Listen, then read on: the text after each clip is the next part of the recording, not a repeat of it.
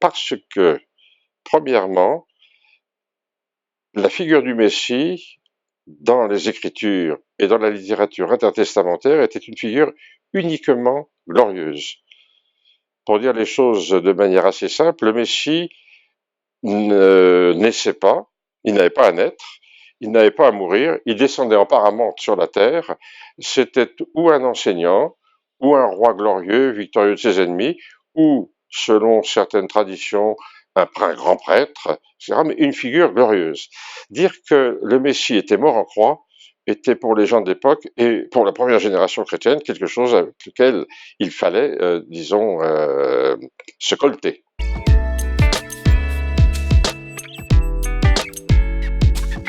C'est un mot technique et qu'il a l'avantage de simplifier les choses une fois qu'on sait ce que ça veut dire. Alors, qu'est-ce que ça veut dire?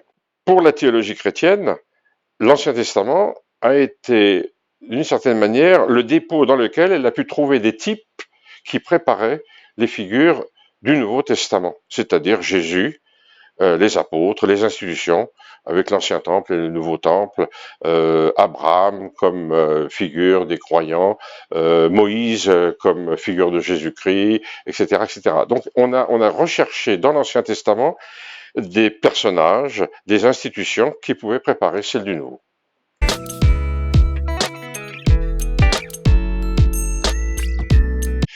C'est d'abord, la première chose, c'est que je n'avais pas fini avec le précédent, donc Jésus, une vie à raconter, où je traitais du problème de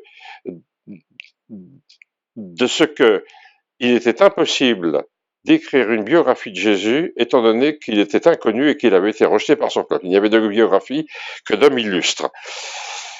La deuxième chose importante dans ce livre qui a précédé, c'était qu'en fin de compte, je m'étais aperçu qu'en fin de compte, il était nécessaire pour les premiers chrétiens de s'en tirer avec des biographies. C'est-à-dire, s'ils n'avaient pas écrit de biographie, ils en restaient avec des rumeurs, des critiques, disons, des persécutions qui venaient de ce qu'ils n'avaient pas pignon sur rue.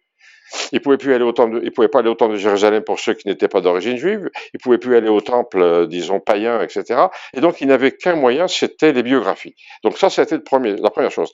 Mais je me suis aperçu, en fait, après que, une fois qu'on avait dit, il faut trouver des modèles anciens pour justifier que Jésus était illustrissime lui aussi, etc. Le problème, ça a été reste ce mystère d'une figure glorieuse qui est morte en croix. Et alors, je me suis aperçu qu'en fin de compte, en réfléchissant là-dessus, la théologie chrétienne avait traité avec beaucoup de légèreté l'Ancien Testament. On utilisait l'Ancien Testament pour montrer que c'était une série d'ombres qui préparait la réalité. Et ça, j'en ai toujours été extrêmement contré.